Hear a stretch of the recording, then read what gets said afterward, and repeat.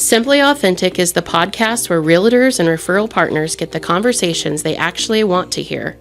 I'm Crystal Forbes with Great American Title, a family-owned and operated title company with over 30 years serving the real estate community. We provide title and escrow services for both Missouri and Kansas, with locations throughout Southwest Missouri. We focus on providing exceptional customer service and trustworthy, reliable title insurance coverage.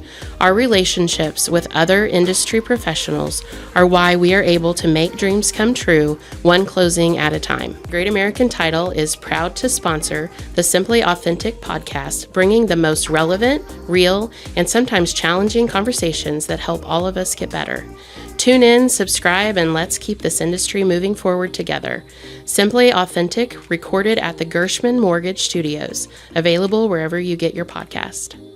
Welcome to the Simply Authentic podcast with Angie and Tanya.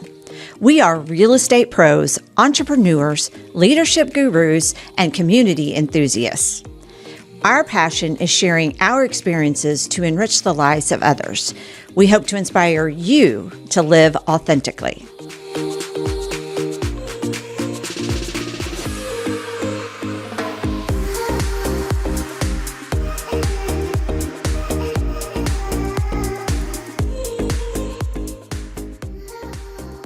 Welcome back to the Simply Authentic podcast. I'm Tanya Murfin. And I'm Angie Mullings, and we're very excited to have an in-studio guest with us today. He is Patrick Ransdell. He is the athletic director for Missouri State University. Welcome. Glad to be here. Appreciate you guys having me. Thanks for coming.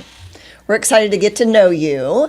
So why don't you give us, first of all, and our listeners, a kind of a background on you, of where you've been and how you got started in this type of a role and how you got to MSU. Sure, yeah. So this is going on year 20-ish for me in college athletics. Okay. And this is move number 7. So Wow. this is the first time west of the Mississippi. Okay. So was it Ole Miss, Miami, Ohio, Coastal Carolina, UNC Wilmington, UCF, App State, and now here in Missouri State. So it's been great. Been here roughly 10 months, which is so it'll be my 1-year anniversary in September. So excited to be here. Family is finally here. We went about 285 days. Oh, wow. Separated, but kids finished up school in June and now are here. So I'm so glad. So that's going well. So we're just excited to be in Springfield and at Missouri State, and we're excited for all the things to come. I'm going to guess that much moving around is not atypical. It's probably typical and when you're trying to move up the ranks, if you will, in different colleges. Yes. Fortunately or unfortunately, it is. It's kind of the way it is in our industry. And I think most people kind of realize that, and you got to have a good support system at home. And so I got a great wife who, knew what she was signing up for a long time ago. So it's been great, and honestly, the hardest part is probably the kids. And sometimes, timing is not great. My son's going to be a senior this year, so moving him his senior year of high school is probably not ideal. But he's been great, and my daughter's been great. So, I'm fortunate enough that it's worked out well thus far. Good. So why Missouri State University? Yeah. So when I saw that this job had come open, I was, I kind of always knew about Missouri State. Didn't do a ton of research into it, but then once you kind of started diving into what could be, a lot of things about this job checked a lot of boxes. It's in a great town. It's got a great alumni base. It's had really, really good support in the past, and I felt like, my skill set, which is, there's kind of two parts of an athletic department. There's kind of the internal side, which is kind of your business office, your communications, your student athlete development side, and then your external side of the house, which is kind of fundraising, corporate sales, ticket sales, all that type of stuff. So I've come up on the external side of the house, and I felt like those were all the things that kind of we might not have been clicking on all cylinders. And so I feel like there was some good room to make up and good ground to make up that fairly quickly. We got a good football schedule in front of us. You know, we've sold out Great Southern Bank Arena before. I think we can do it again. It's going to take some time. It's going to take literally years to kind of build it to where we want it to be. But I'm excited about all the possibilities, and Missouri State just seemed like the perfect opportunity, and so went for the job hard, and fortunate that Biff hired me. There you go. So one of the reasons we wanted to have you here is because we heard you speak at the 417 Think Summit. Yeah.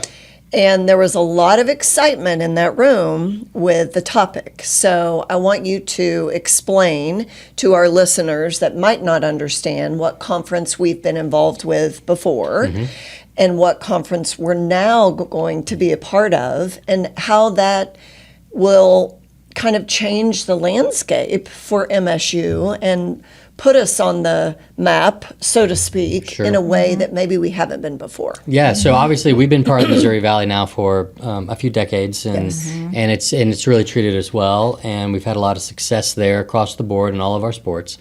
But the invitation came from Conference USA and the ability to move from FCS football to FBS football, which that's the driver in a lot of this conference realignment stuff across the country is football. Yes. We'll call a spade, and that has been the driver in a lot of this. And So back up just a second. Yep. Explain what FCS and FBS. So FCS football, so it's kind of a division just down from FBS football. FBS football, FBS conferences are the SEC, the Big Ten, the Big 12, the Pac-12, Mountain West, Sun Belt, Conference USA, and the MAC. Okay. And so we've been moving forward to make this transition, which is a pretty big transition. It's a lot of money involved, a lot of extra investment, and the ability to kind of showcase ourselves on a national stage. Once you get up to the FBS level, your TV contracts are vastly different. You get a lot more national exposure. And so those are the things that I'm really excited, not only for Missouri State, but for Southwest Missouri, the Ozark region, Springfield in general. We're going to be able to have a lot more things on national television. Last year, I'm not even sure we had a single game that was nationally broadcast. Maybe 2 road games, but I don't think we had a home game that was maybe nationally broadcast. So for us to do that, and we don't have the men's and women's basketball schedules from a TV standpoint yet, but just from a football standpoint, we've got 5 nationally televised games. So I'm really excited about what this is going to mean for our exposure, because the way I look at it is athletics can really be a driver of student enrollment, student growth at Missouri State, and that's so important as funds from the state level have shrunk over the years. It's more important now than ever that we're able to generate our own funds and really grow our budgets at Missouri State through things that we can control. Because ultimately, we would love to have more support, from government sources, but we need to take the bull by the horns and do it ourselves. So.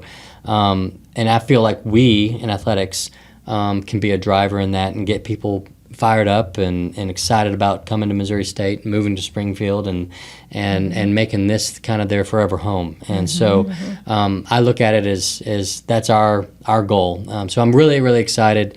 It's going to expand our footprint greatly. Obviously, the Missouri Valley was kind of more Iowa, Illinois, maybe into Indiana, the kind of that subset. And so now we'll be playing schools like Liberty in Virginia, Delaware, FIU down in Miami, Sam Houston State, Western Kentucky, Middle Tennessee, New Mexico State, UTEP. So the footprint is massively bigger. Kennesaw State and Atlanta. We're going to be going to a lot of bigger areas throughout the Southeast, and I'm just excited to be able to expand our brand that direction. Yeah. What is the feeling that your players get when they find out, and let's talk about players that are already playing for MSU. You know, they came and signed on under this conference. Sure. So what has the reception been of, hey, we have some great news? I think everyone's really excited. Our student I bet. athletes are excited to kind of play some new competition, and I think in many respects, maybe not every sport, but most of them. I mean, this is kind of a step up. I mean, baseball is a great example. Baseball was a multi-bid league in Conference USA, whereas the Missouri Valley was a one-bid league in terms of getting teams into the NCAA tournament. So the Conference USA was the 5th ranked conference in baseball this year. Missouri Valley was ranked 22nd. So it is a big step up in a lot of our sports. And so we're just excited about that. They raise the level of competition. You know, football-wise, you know, nothing screams more than, you know, now we're part of the EA Sports college football game, right? So our football stadium, Plaster Stadium and everything, our campus is focused and is a feature program in the new college football EA Sports game for 2026. That would not have happened in our past world. So we're just excited about the increased exposure and you know, I know our football team already has been playing themselves in the game and has been so excited and see them kind of talk about it, and it's been really, really fun. So you know, we're just really, really excited about all the future possibilities that we have. And, you know, you said, you know, football is the driver there, right? For those of you out there who are thinking, why are they kind of focused on football? It's because it is the driver. It is, in terms of money, dollars, it is what brings in the most dollars. And let's be honest, sports is a business. It's a business that most universities have to really get into. For that other funding mechanism, like you said, because you're not going to get a lot of money from the state, probably. You know, maybe in the future more will come, but you've got to be prepared if it doesn't. Right. So this is a really great step. It's a great step for the university, and we're going to talk about in a minute how great it is for our community. I do want to say that we do have a couple of testimonials from players that we're going to be playing to promote this episode. So so we know they're excited. We've kind of talked to a couple of them. So in terms of what MSU had to do to get prepared for this move, because every conference you got to check so many boxes, right? You said you were invited by Conference USA. So I'm going to back up and ask another question before I finish that one. Were you invited by any other conferences? Not that I'm aware of. So we got that invitation. It would have been spring of 24. Okay. And that's the invitation that came. Okay.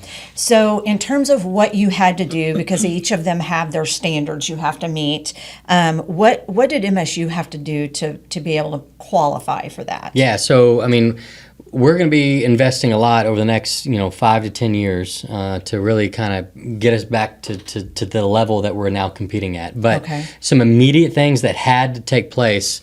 Well, for instance, ESPN and CBS are our two media partners, and they have certain standards in terms of just the game production standpoint. So our lights needed to be replaced. They were not nearly bright enough for ESPN is the worldwide leader in sports, and if you think of any sort of sports production, you're probably thinking of ESPN. And they have pretty substantial standards. It's like, Chick-fil-A is not going to put out a bad chicken sandwich. They've got standards. We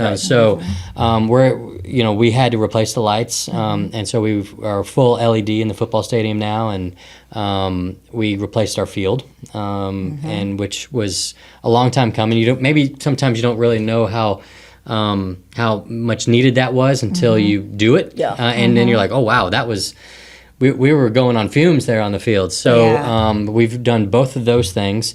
We've invested a lot in infrastructure, fiber, things of that nature in and around the stadium so that we can have connectivity and be able to broadcast everything that we need to do. ESPN is going to come in with big 18-wheelers, and they're going to have to plug in to various areas. And so we've got them a new docking station to where they come in and just plug in and be ready to go rock and roll with broadcasting to the country.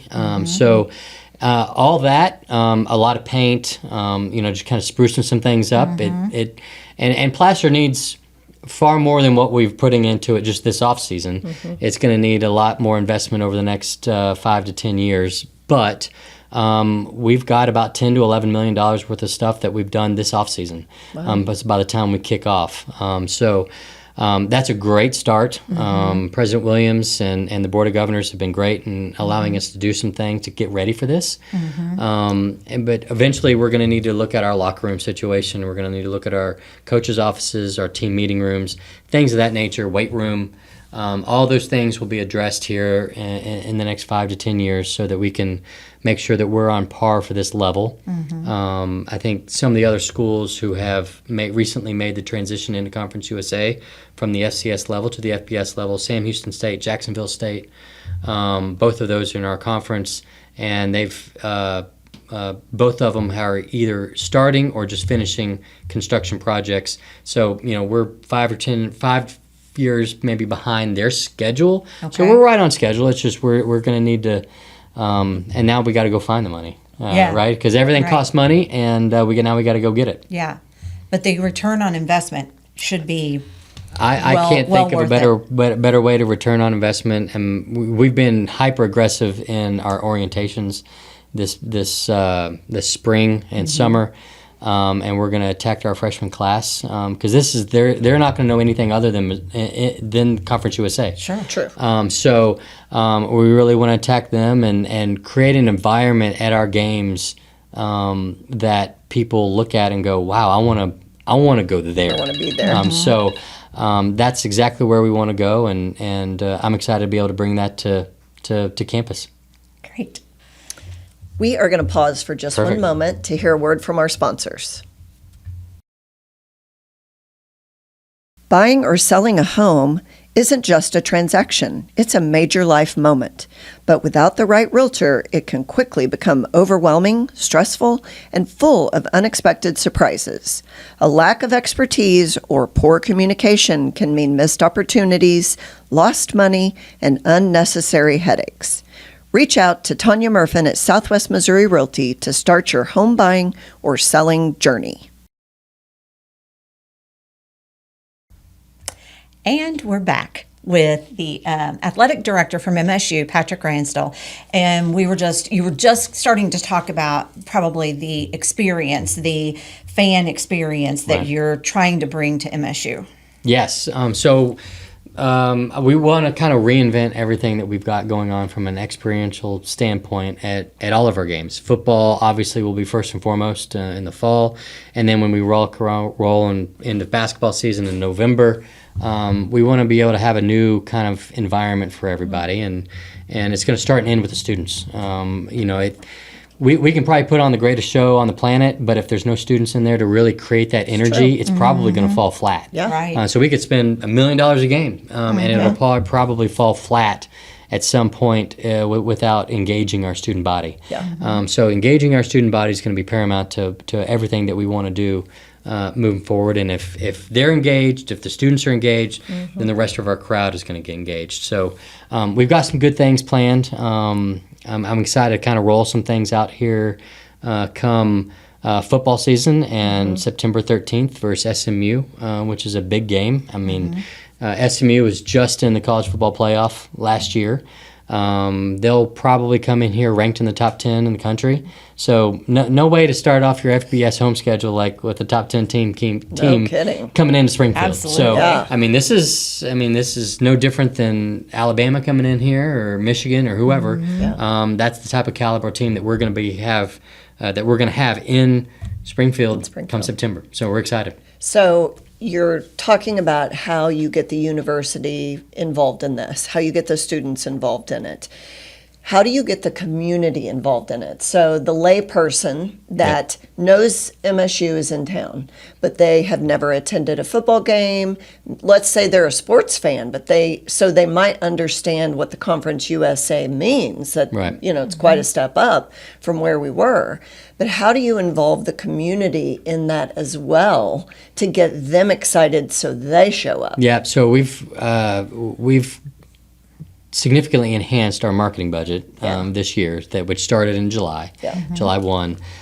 So I think everybody's going to see a lot more bare heads around town and just kind of overall engagement with the community. We've got billboards out there right now. We've got a countdown clock out there at the corner of Glenstone and was it 60 or what? Chestnut and James River, James River Freeway. Okay. Right there at that kind of intersection, we got a Okay. countdown clock coming.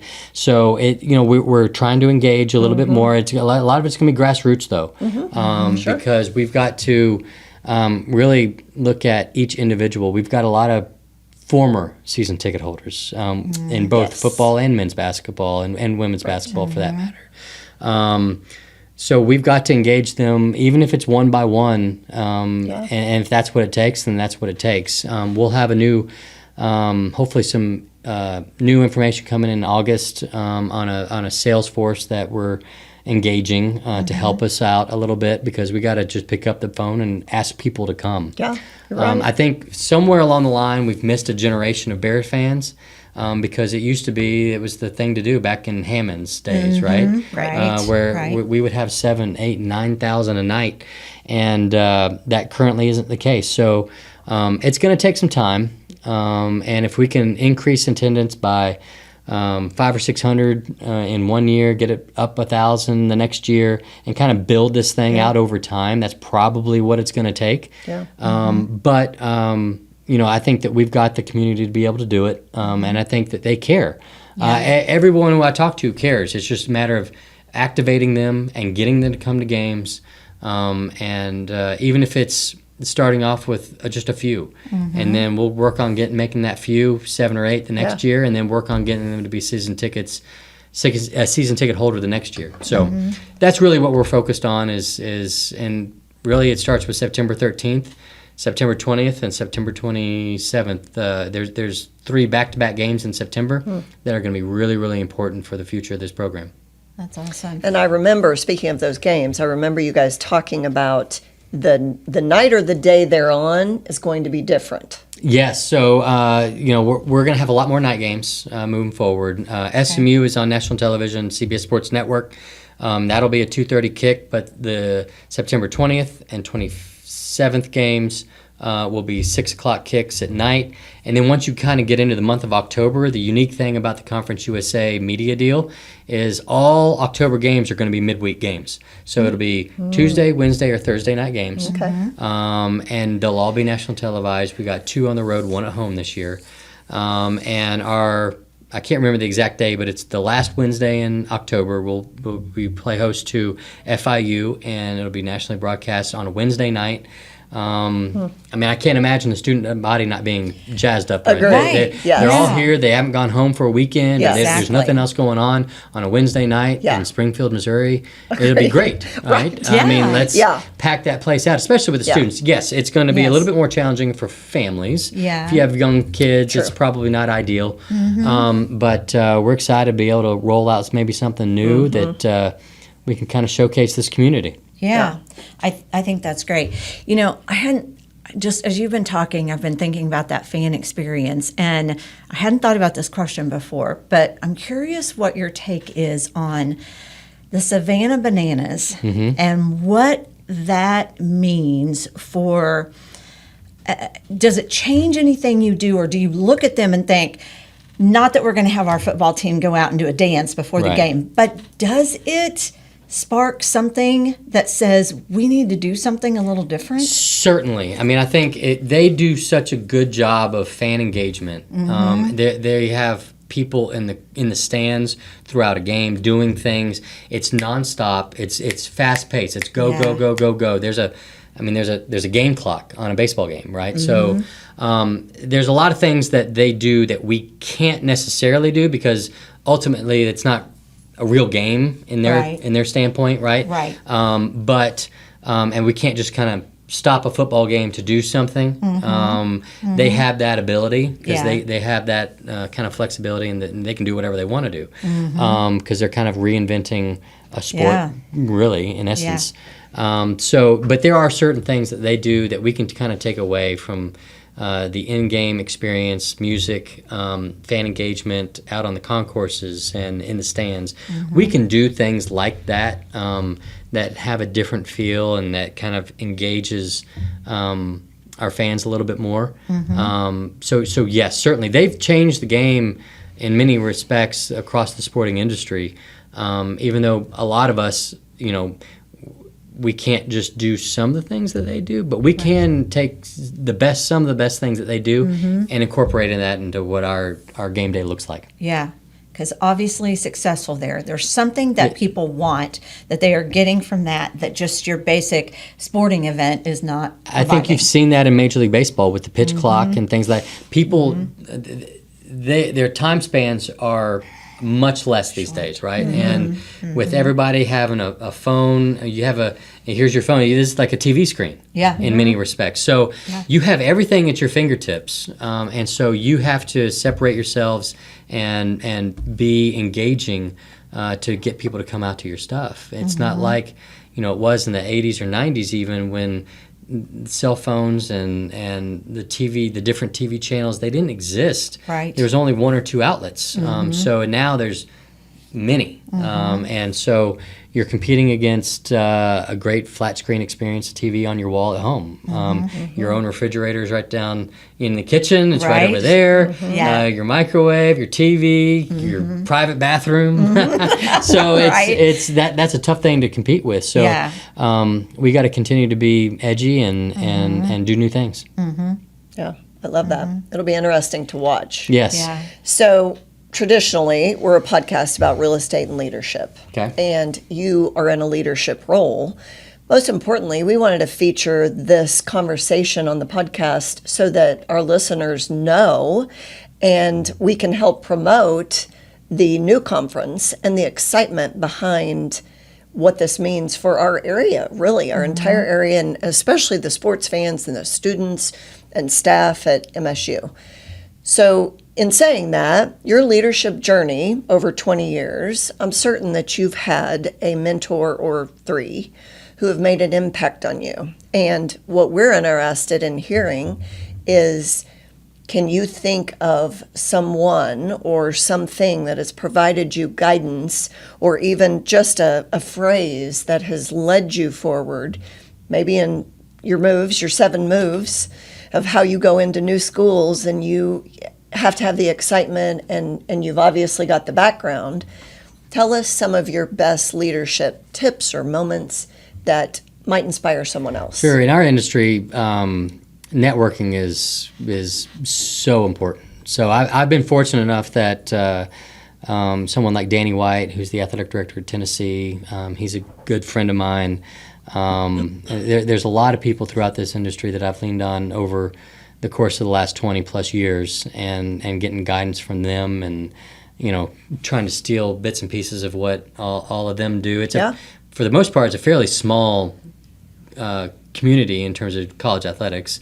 There's only so many jobs. There's only 135, 136 of my job in the country in terms of FBS athletic directors. So it's a pretty small knit community, and we all know each other on some level. And being able to kind of bounce stuff off of them and it's invaluable. And just kind of piecemealing things that they do. What are they doing really, really good? How can I use that and replicate that here at Missouri State? So that's probably a big thing. I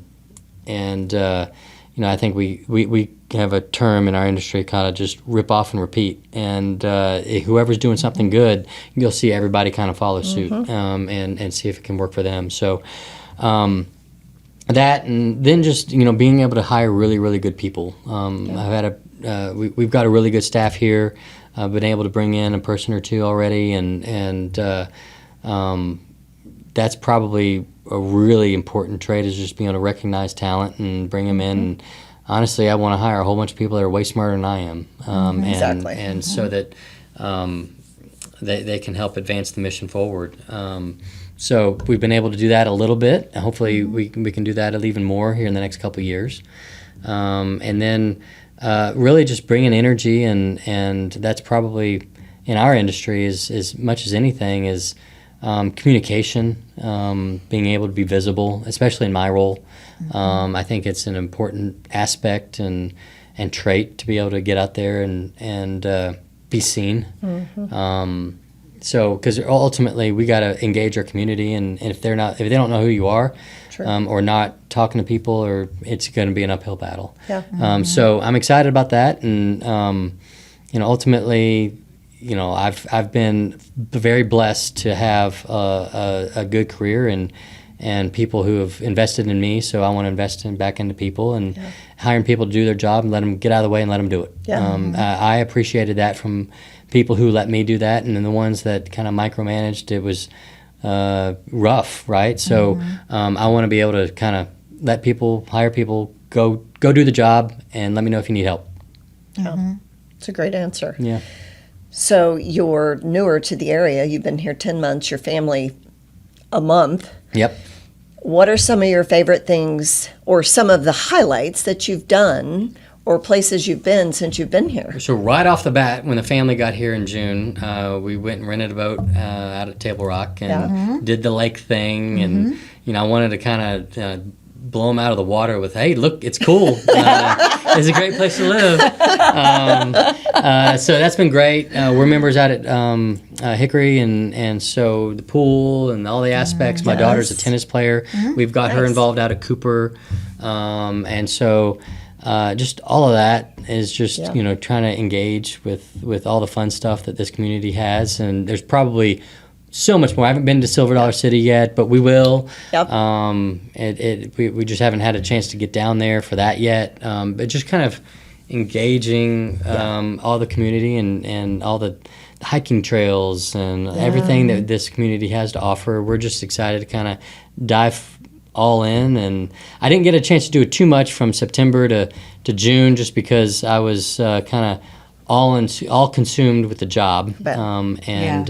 So we're excited to kind of branch out a little bit, get to Kansas City, get to St. Louis, kind of the whole thing, everything that Missouri has to offer. And we're excited about that. And I think there's an Old Dominion concert coming up in Oklahoma that we're going to go over to. Nice. And so just kind of branch out and kind of show them the ropes. Show them the Midwest. That's and right. all we have to offer. That's right. Patrick, I don't want us to get off of here without mentioning, we kind of danced around it a little bit, but this new conference, this new enthusiasm, excitement, there is a economic development piece to that, Certainly. to what you're doing. And I want to be sure that we don't gloss over that we've kind of brought the attention to that, because it does, when it comes to bringing in dollars into our city, some of these games, as you say, being televised, it's going to bring people to our area. Yes. No doubt about it. There's no doubt. I mean, we start off the year in LA at USC, playing out there and on national television. And people from Seattle to Maine to Miami to LA are going to be able to watch us play on TV, right? We're going to put a spotlight on this community. Yeah. And I think that's completely invaluable. We are going to try and engage this community so that people feel like they're bought in. And so the amount of attention that I hope that athletics can bring is going to be something that's going to be second to none, and something that this community has never really experienced before. I think that we've got an opportunity in front of us over the next couple of years that if we can get buy-in from the community to come out, every single one of our games should have people driving in from out of town. So that's restaurant revenue, that's hotel revenue. All of that type of stuff should be good for this community. I know how much of a driver Missouri State is in this community, just from an economic standpoint. There's a lot of employees, hundreds of millions of dollars come in and out of this town based off of Missouri State. So, we're excited that we can help and provide even more of that. But we need everybody to come out and support it and make it in a great environment. So get your season tickets, get your single game tickets, come out and support because we need you. Yeah. Well, Thank you. This has been a great conversation. Yes. I hope that you all will share this. And listen, he's right. You need to get your tickets. If you haven't been to a game in a while, I haven't been to a game in a while. So I feel like We'll I get you need squared to, away. need to get out there and And remind us again what the date of the first home game is. September 13th for Okay. SMU. Get your tickets now. Do not wait until week of. We anticipate this game selling out prior to game day. So I know we've traditionally been a very heavy walk-up crowd where you just go on game day, get a ticket, and Yeah. you go. I would recommend, so you're not left out in the cold, to go early and get a tailgating spot and enjoy the day. Yeah. Sounds like fun. We'll be Goodness. there. Perfect. We're Yeah. anxious to We'll hit get you it. covered. Yep. Yeah, we're Absolutely. excited about it. Well, thanks again for listening in. And again, share this because we want everyone in our community to understand the Find today's full video by searching the Simply Authentic podcast on YouTube. Hit subscribe, and there you will find full videos of every episode.